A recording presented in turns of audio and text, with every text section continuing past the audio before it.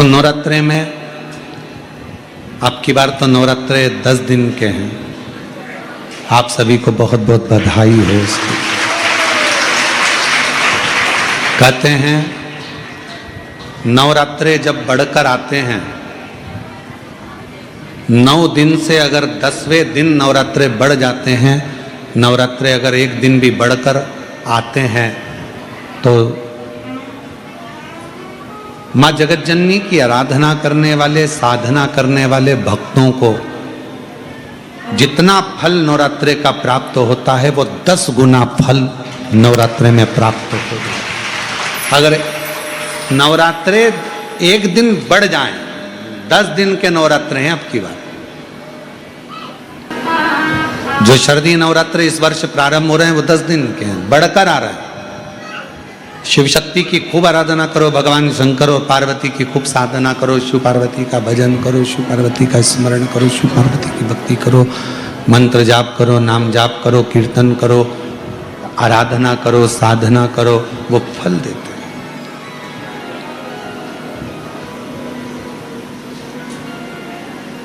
आराधना साधना माँ अम्बा जगदम्बा की भी, शिव की आराधना कर सकते हो। नवरात्रे में जितनी शंकर की आराधना कर सकते हो उतनी करो।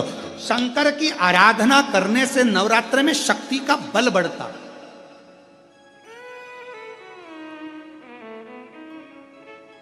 शक्ति का बल क्यों गुरुजी, नवरात्रे में शंकर जी की आराधना क्यों करना चाहिए? हमने कहा अगर माता रानी से जो मांगना है तुम्हें, अगर तुमने नवरात्रे में शिव जी की आराधना करिए, शंकर की कथा सुनिए, शंकर की आराधना करिए, शिव स्तुति करिए, शंकर को एक लोटा जल चढ़ाया, मां आद्य शक्ति तुम्हारे पर कृपा करेगी। क्यों? क्योंकि जिस स्थान पर शिवलिंग रखा होता है और जो हस्त कमल है वो माँ पार्वती, जगत जननी, दुर्गा, भवानी है। जब हम जल चढ़ाते हैं, माँ आद्य शक्ति अम्बा जगदम्बा 64 योगिनियों पर वो जल चढ़ जाता है और जगत जननी नवरात्रि में प्रसन्न हो जाती है। वो जल की इतनी महत्वता है। आद्य शक्ति को प्रसन्न करना है, नवरात्रि में शिव जी को जल चढ़ा।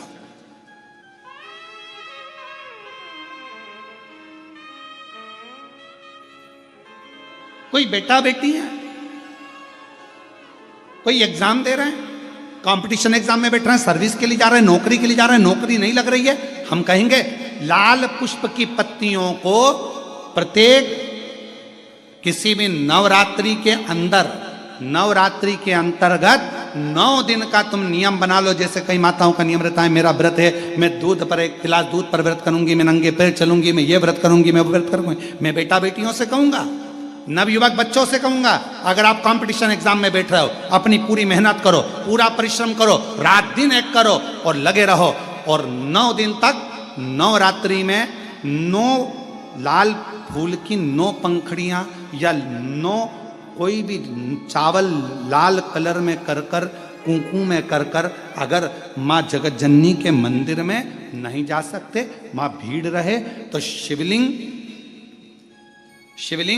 की जो जलाधारी है, जहां पानी गोल घूमता है, इस जलाधारी पर कहीं पर भी नवरात्रे में 9 दिन तक या तो लाल फूल की पंखड़ी 9 या 9 चावल के दाने लाल कलर कर कुंकू में, लाल चंदन में उस स्थान पर चढ़ाना प्रारंभ करो।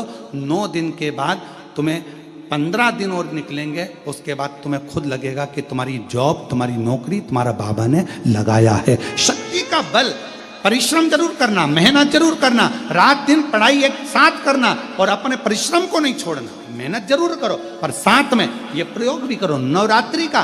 देखो शिव और शक्ति का बल तुम्हें प्रसन्नता देता है कि नहीं देता? शिव शक्ति का बल हमें प्रसन्नता देता है कि नहीं देता?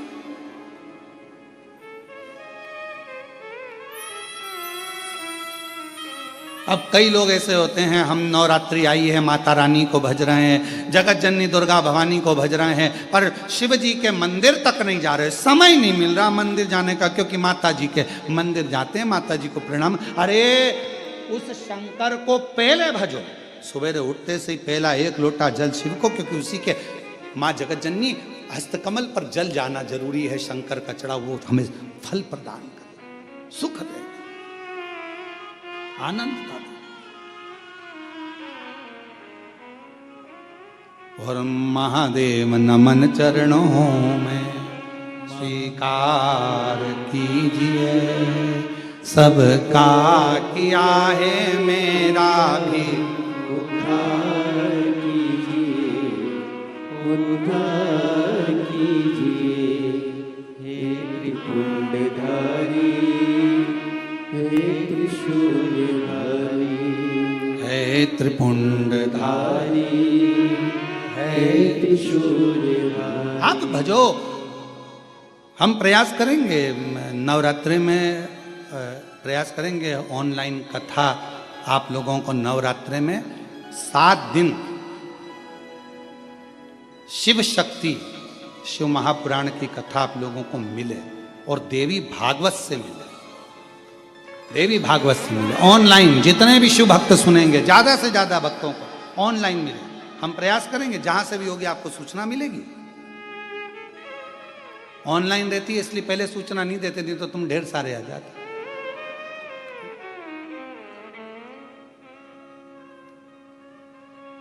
जहां से भी होगी नवरात्रि में, माँ जहां पर कृपा कर देगी और जहां मेरे शिव जी की कृपा हो जाएगी, तो नवरात्रि में शिव और शक्ति के इस पावन आनंद में प्राप्त हुई है।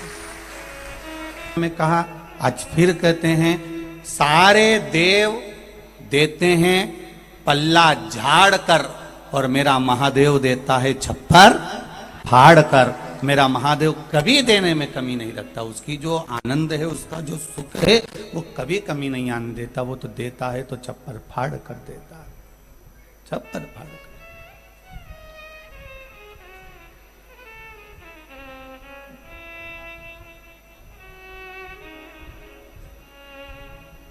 आप दिल से उसका भजन करो।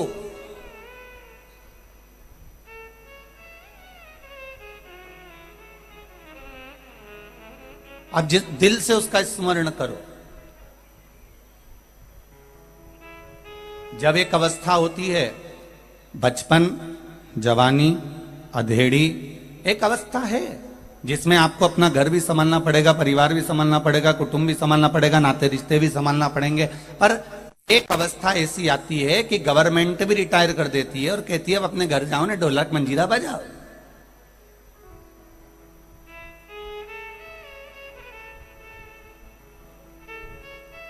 एक अवस्था जिसमें आपको भेज दिया जाता है कि आप अपना भजन में लग जाओ, अपने स्मरण में लग जाओ, भक्ति में लग जाओ, आप भगवत नाम में लग जाओ। अब आप भटको मटको नहीं। हो गया समय अब भटकने का, बहुत निकल गया।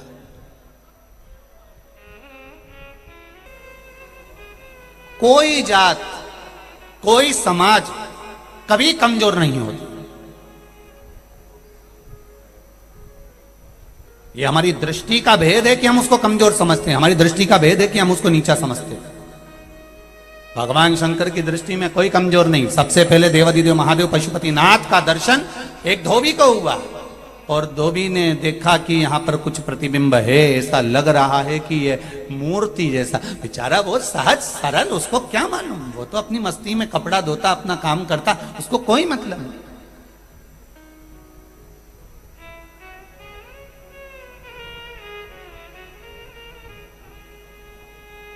पूरी दुनिया में जितने मंदिर पुराने मिलेंगे तो वहां पर आपको सुनने को मिलेगा, यहाँ एक महात्मा जी रहते थे, उनको इनका दर्शन हुआ था। वहां एक दादाजी रहते थे, उनको इसका दर्शन हुआ था। वहां पर एक बहुत पहुंचे हुए महाराज रहते थे, उनको इनका दर्शन हुआ था। और तुम छाती ठोक कर कह सकते हो मंदसौर वालों कि मंदसौर भूमि पर देवाधिदेव महादेव ने सबसे पहला दर्शन एक धोबी को दिया था। भगवान देवाधिदेव महादेव भी चाहते थे कि साथ जात जुड़ जाए मुझसे। भगवान देवाधिदेव महादेव कभी शिव जी के पास, सारे देवताओं के पास और महादेव के पास में अंतर क्या है? महादेव से पूछा, राम जी की शादी हुई, सारे देवता आए। भगवान कृष्ण की शादी हुई, सारे देवता आए। सारे देवों का विवाह हुआ। भगवान विष्णु की शादी हुई, सारे देवता आए। भगवान शंकर की शादी में देवता आए, पर शंकर भगवान से रहा नहीं गया। शिव जी ने कहा मैं तुम्हारे साथ जाके शादी नहीं कर सकता, मेरे को तो मेरे अपने वाले दिखेंगे तो आनंद है। आप लोगों जैसा नहीं है मेरा महादेव। आप लोग तो सोचते हो हमारा 4 दोस्त आ गया, हमसे हमारा बिजनेस पार्टनर आ गया, हमारी जिससे अच्छी बन रही वो आ गया, परिवार वाला भले चूल्हा में चले जाए, हमें कोई मतलब नहीं परिवार वालों से।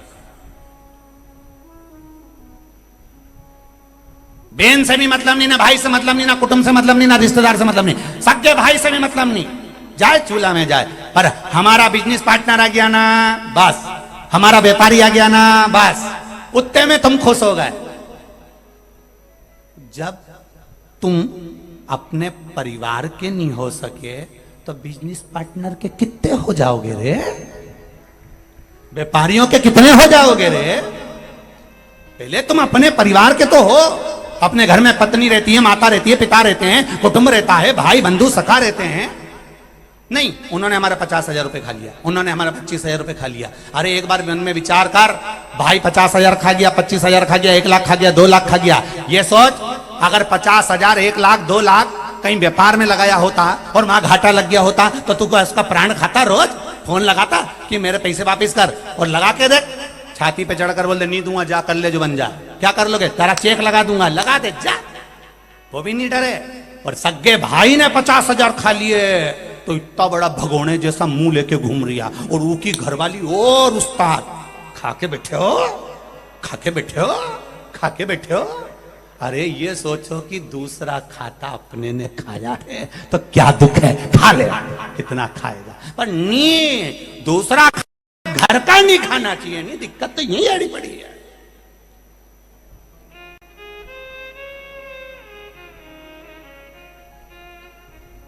दूसरा खा ले तो दिक्कत यही आड़ी पड़ी है।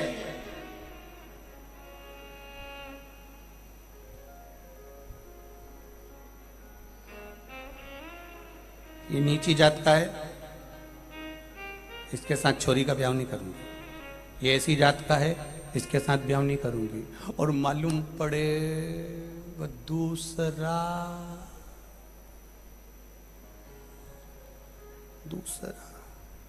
फिर क्या करोगे? उससे अच्छा है सनातनी तो है, हिंदू तो है, धर्म को मानने वाला तो है, सत्कर्म से जुड़ा हुआ तो है, भगवान की भक्ति से लगा हुआ तो है। नहीं, फिर वही बात आ गई, मुसद्दी लाल समझ जाए। दूसरा खा गया, कल एक गाड़ी भर के भेजी थी, व्यापार की, डूब गई, कहीं एक्सीडेंट हो गया, कहीं कहीं तुमने सहन करा कि नहीं करा कि मेरा पैसा वहां चले गया। पर भाई नहीं, भाई खा जाए तो ये सोचो कोई बात नहीं, बेचारा की परिस्थिति ठीक नहीं है, करेगा आज नहीं तो कल देगा। भाई है अपना, बहू है अपनी, कुटुंब है अपना, बहन है अपना, नाते हैं अपना, रिश्ते हैं। ये पुराने समय के कोई संबंध होंगे जो नोच नोच के ले रहे हैं, उसमें कोई दिक्कत वाली बात नहीं है। पुराना समय, एक सेठ जी सबको उधार पैसा देते थे, उधार देते थे और कहते थे या जन्म में दोगे कि वह जन्म में दोगे। जो समझदार होता था इस जन्म में दे देता था, जो खाने की नियत रखता था तो कहता अगले जन्म में देंगे। उन सेठ जी के यहाँ बहुत सारी भैंस थी, भैंसों ने आपस में बात करा कि क्यों री अपन सेठ जी के यहाँ इतना दूध क्यों दे रहे हैं। तो क्या सेठ जी बड़ा चतुर है, पूछता है ब्याज देने से, पैसा देने से पहले कि यह जन्म में दोगे कि वो जन्म में दोगे। जो इस जन्म में चुका देता है वो भैंस नहीं बनता, जो अगले जन्म की के देता है तो भैंस बन के सेठ जी के आ जाता है, और सेठ जी उसका दूध निचोड़ निचोड़ के बेचता रहता है। तो देना तो पड़ेगा, कहीं पर भी दो। और तुम्हें अगर भैंस नहीं बनना है तो जिसका पैसा तुमने लिया ईमानदारी से दे देता रहता था, नहीं तो निचोड़ निचोड़ के तो देना ही पड़ेगा, आज नहीं तो कल देना, देना हिसाब तो करना पड़ेगा। फिर वही वाली बात आ गई, मत बुरे कर्म कर बंदे वरना पछताएगा, भगवान की आंखों से तू बच नहीं पाएगा, तू बच नहीं पाएगा। अरे ओ अज्ञानी मत करना, तेरे कर्म का फल भी तो ही पाएगा, जैसा किया तूने तेरे आगे आएगा। मत बुरे कर्म कर बंदे वरना पछताएगा, भगवान की आंखों से तू बच नहीं पाएगा, तू बच नहीं पाएगा। कर्म अच्छा करना कोई बात नहीं, थोड़ा धीर तो बांधो, होगा सब होगा। उसने खा लिया तो तुम्हारी बीपी शुगर ऊंची नीची क्यों हो रही है? मत करो। शरीर बड़ी मुश्किल से मिला है। यह मानव का शरीर बड़ी मुश्किल से 21,600 श्वास प्रतिदिन मेरे मालिक ने दी है। प्रतिदिन तिजोरी भर रहे हो और अपनी तिजोरी खाली कर रहे हो।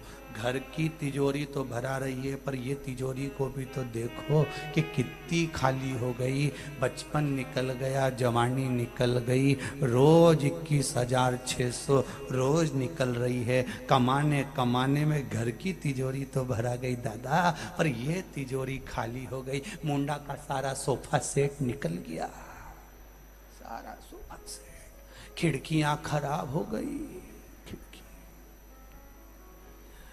बक्सों के पास बैठना पड़ रहा है। कई बोल रहा महाराज इतनी खिड़कियां बेकार हो गई कि यहीं का नहीं दिख रहा। सोफा सेट चले गया, सागौन की लकड़ी का। डॉक्टर के पास गया, साजड़ की लकड़ी का प्लाईवुड का लगवाया। ऐसा प्लाईवुड का कि रोज निकाल के फ्रिज में रखना पड़ता, कटोरी में रोज। प्रतिदिन खाओ जब बत्ती सी याद आती है, पढ़ो जब चश्मा याद आता है, और मरो तब राम याद आता है। दंड है।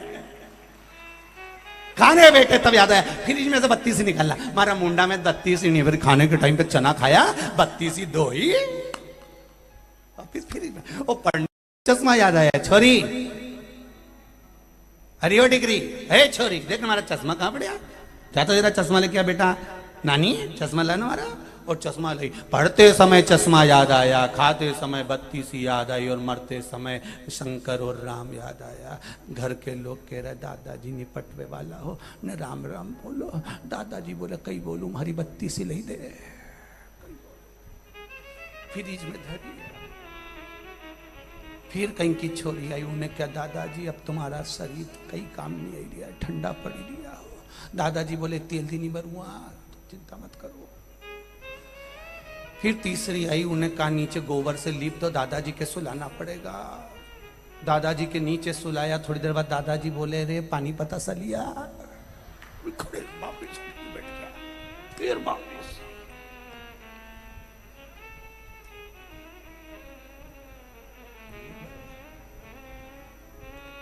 अंत समय प्रभु आना पड़ेगा, वचन दिया तो निभाना पड़ेगा।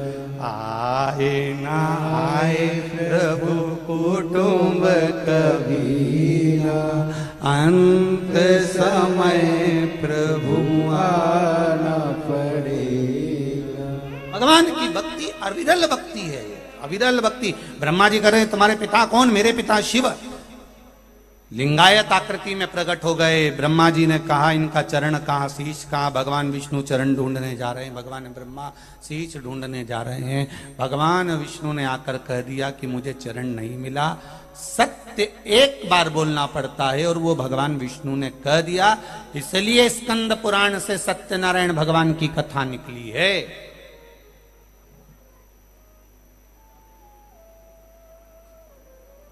सत्यनारायण भगवान की कथा स्कंद पुराण से निकली है, क्योंकि सत्य बोले थे वो।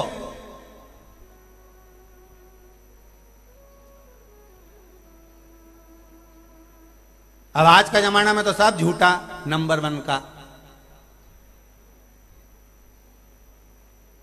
बैठे दुकान पे, व्यापारी का फोन आ गया, कहाँ हो सेठ जी? घर पे। कहाँ बैठा था? दुकान पे। झूठ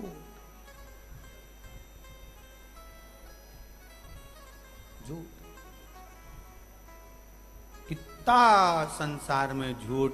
एक गुरुजी के पास एक चेला पहुंचा, गुरुजी मुझे तुम्हारा फोटो चाहिए। गुरुजी ने कहा मतलब मेरा फोटो का कहीं करेगा तो? नहीं गुरुजी तुम्हारा फोटो दे दो, मेरे को जरूरी चाहिए। कहाँ लगाएगा? तो के दुकान में लगाऊंगा। गुरुजी खुश हो गए, मेरा चेला कितना जोरदार, मेरा फोटो दुकान में लगाएगा। फिर गुरुजी ने पूछा दुकान में क्यों लगाना चाहता है? गुरुजी व्यापारी आते हैं, बार बार कसम खाना पड़ती है, तो तुम्हारी खजौआ।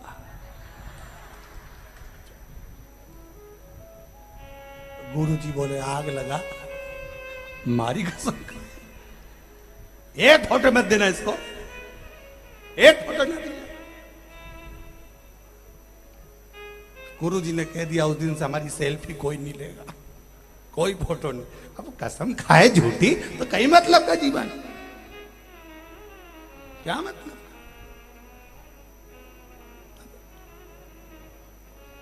कहा भगवान विष्णु ने सत्य कह दिया, और सत्यनारायण व्रत कथा है ही है।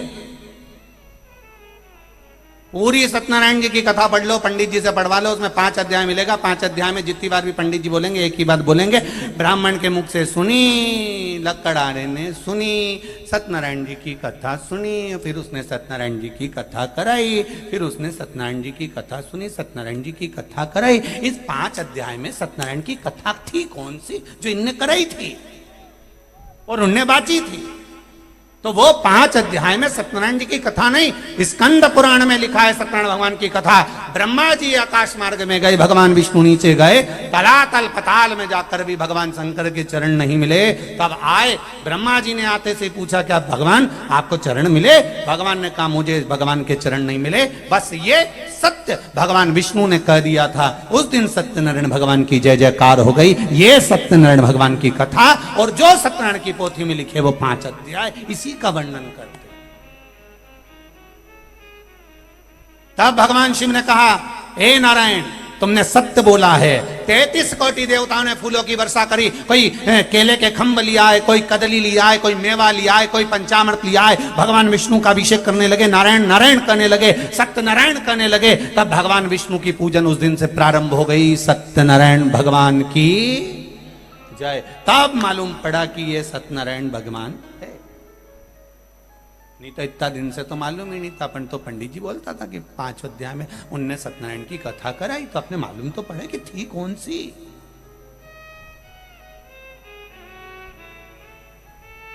स्कंद पुराण में लिख दिया सत्यनारायण भगवान। अब ब्रह्मा जी से पूछा तुम्हें क्या भगवान का सिर मिला? ब्रह्मा जी बोले हाँ। झूठ बोल गए, असत्य झूठ। शंकर भगवान को क्रोध आ गया, शिवलिंग में से आवाज आ गई ये ब्रह्मा झूठ बोल रहा है। ना मानो तो केतकी के फूल से पूछो, केतकी के फूल ने भी झूठ बोल दिया। शिव जी ने कहा केतकी सुन, मेरे ऊपर बेकार से बेकार फूल चढ़ जाएगा, कांटा भी मैं अपने सिर पर चढ़ा लूंगा, पर तेरे में कितनी भी सुगंध हो और तू कितना भी सुंदर हो केतकी के फूल, तो मुझ पर कभी नहीं चढ़ेगा। अगर भूल से केतकी का फूल शंकर को कोई चढ़ाएगा तो 1000 गौ हत्या के बराबर दोष लग जाएगा। उस दिन से केतकी का फूल शिव जी पे नहीं चढ़ा। केतकी ने कहा गौ माता से पूछ लो, गाय ने कहा ब्रह्मा जी को सिर मिल गया, शंकर भगवान ने कहा गौ माता झूठ बोलती है, तेरा शरीर पूरा पूजा जाएगा पर तेरे मुख से तूने झूठ बोला इसलिए तू अपूज्य मानी जाएगी, तेरा मुख अपूज्य माना जाएगा। सनातन हिंदू धर्म में कन्यादान आगे से होता है, वस्त्र दान आगे से होता है, मुद्रा दान आगे से होता है, अन्न दान आगे से होता है, स्वर्ण दान आगे से होता है। सारी पूजन हिंदू सनातन धर्म की आगे से होती है। केवल गौ माता का दान गाय की पूंछ पकड़ कर किया जाता है पीछे से, क्योंकि इसने मुख से झूठ बोला था। सारे मंदिर की परिक्रमा आगे से होती है, पर गौ माता की परिक्रमा पूंछ से चालू होकर पूंछ पर विराम होती है, क्योंकि इसने झूठ बोला। जब वो इतना झूठ बोल गई एक बार तो उसका मुख को कितना श्राप लगा, तो तुम अपना अंदाजा लगा के बैठो कि जी हो तुम कितना झूठ बोलती होगी, कितना। ये भाई लोग भी लगा लें थोड़ा बहुत अंदाजा। ये तुम्हारी जेब में जो यंत्र रखा है ना, जिसको लोग तुम प्रेम से मोबाइल कहते हो, इसका नाम है यम यंत्र। ये यमराज के करीब ले जाने वाला यंत्र है, करीब।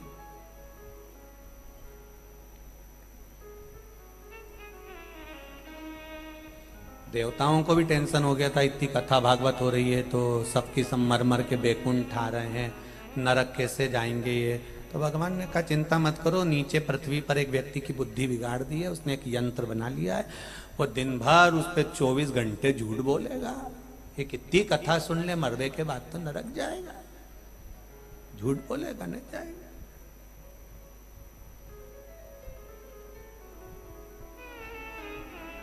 कितनी समझदारी रखी। भारत भूमि के सारे जितने दर्जी समाज है जो कपड़ा सिलता है, इनमें समझदारी कितनी आई होगी, जरा विचार करिए। संपूर्ण भारत भूमि के जितने दर्जी समाज हैं, कितनी समझदारी होगी कि इन्होंने कपड़ा बनाया, शर्ट बनाई, कुर्ता बनाया, कमीज बनाई और जेब ऊपर लगाई, वो भी उल्टे हाथ पर, क्योंकि दर्जियों को भी मालूम था दिल यही होता है, तो गौमुखी माला इसी में रखना जो दिल के करीब में रहे। पर उसको क्या मालूम था ये मोबाइल फंसा लेगा।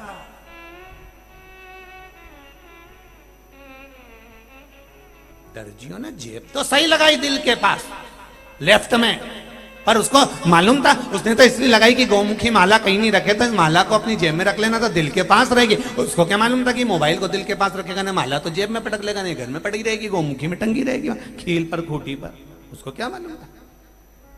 उसने जेब इसलिए लगाई कि इस माला को, भगवान की बेलपत्र को, इस प्रसाद को अपनी इस जेब में रखना, दिल के पास, अपने इस हृदय के पास। जब प्रसाद दिल के पास होगा, माला दिल के पास होगी, तो फिर चिंता मत करना, अंत समय में वो परमात्मा मिल ही जाएगा, ये निश्चित है।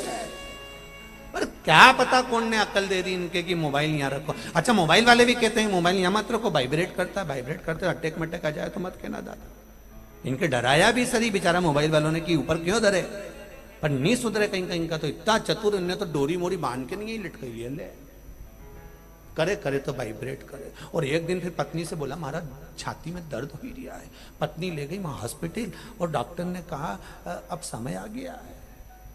तो इनने करा क्या, कुछ ना खाते थे ना पीते, कहीं नहीं, मोबाइल ऊपर रखते थे। सबको दिल से लगाया पर भगवान को दिल से नहीं लगा सका। अगर एक बार मेरे महादेव को दिल से लगा लेता तो संसार अपने आप तेरा हो जाता। तुझे किसी को लगाना नहीं, महादेव नहीं लगता है। श्राप दे दिया, गौ माता को भी तेरा मुख अपूज्य होगा। केतकी के पुष्प को भी श्राप दिया। ब्रह्मा जी फिर झूठ बोले तो शंकर भगवान ने अपने पैर के नख को तोड़कर काल भैरव प्रकट करा। काल भैरव ने नख तोड़कर ब्रह्मा जी के सिर को काट दिया। ब्रह्मा जी का सिर कटा, लुढ़कता लुढ़कता गया तो ब्रह्मा जी के रक्त से कर्मनाशा नदी प्रकट हो गई। भारत की भूमि पर उत्तर प्रदेश में ये कर्मनाशा नदी आज भी है, जिस पर यूपी गवर्नमेंट ने बड़े बड़े होर्डिंग लगा कर रखे हैं कि इसमें हाथ ना धोएं, इसमें पांव ना धोएं, इसका स्पर्श ना करें। ये कर्मनाशा है। कर्मनाशा नदी ब्रह्मा जी के रक्त से प्रकट हुई है। ये कर्मनाशा है। अगर इसका स्पर्श भी हो जाएगा, इस पानी को अगर शरीर से लग जाएगा तो तुम्हारे 7 पीढ़ी में जो कर्म किया होगा, जो श्रेष्ठ कर्म किया होगा, वो सब नष्ट हो जाएगा। इसलिए बहुत विद्वान जो होते हैं वो कर्मनाशा के जल का छींटा भी नहीं लगने देते।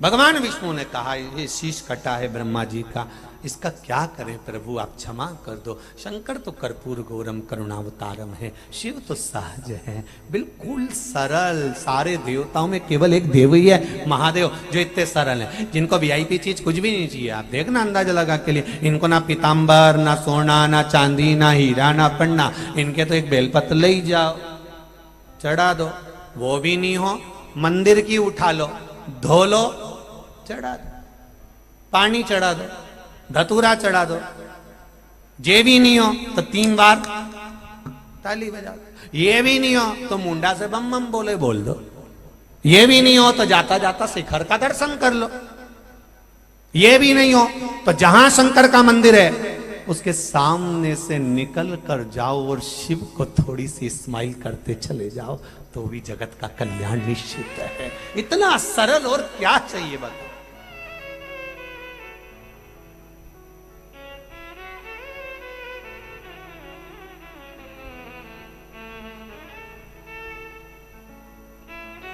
जिसके द्वार पर भूत प्रेत सब चाकरी करें, वह क्या कमी, क्या कमी?